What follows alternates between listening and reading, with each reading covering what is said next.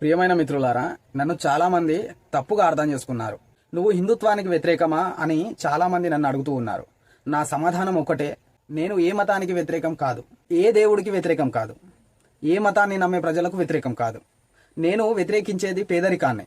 నేను వ్యతిరేకించేది నిజమైన అర్హులకు సంక్షేమం అందకుండా చేసే వ్యవస్థను, చదవాలనుకునే పిల్లలకు అవకాశం దూరం చేసే పరిస్థితులను, కష్టపడి పనిచేసే యువతకు ఉద్యోగాలు దొరకకుండా చేసే వైఫల్యాలను.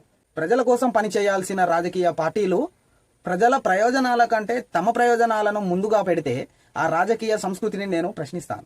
మిత్రులారా, నా ఫిలాసఫీ చాలా సులభం. భారతదేశంలో ప్రతి కుటుంబం సంతోషంగా ఉండాలి, ప్రతి బిడ్డకు మంచి చదువు అందాలి, ప్రతి యువకుడికి యువతికి సమాన అవకాశాలు రావాలి, కులం మతం భాష ప్రాంతం అనే తేడాలు లేకుండా ప్రతి భారతీయుడు గౌరవంగా జీవించే అవకాశం పొందాలి. ప్రజల మధ్య ప్రేమను పెంచే వారితో నేను ఉంటాను. ద్వేషాన్ని రెచ్చగొట్టి సమాజంలో అశాంతి సృష్టించే వారిని మాత్రం ఖచ్చితంగా ప్రశ్నిస్తాను. ఎందుకంటే ప్రశ్నించడం అంటే దేశాన్ని వ్యతిరేకించడం కాదు, ప్రజల సమస్యలను చెప్పడం అంటే మతాన్ని వ్యతిరేకించడం అస్సలు కాదు.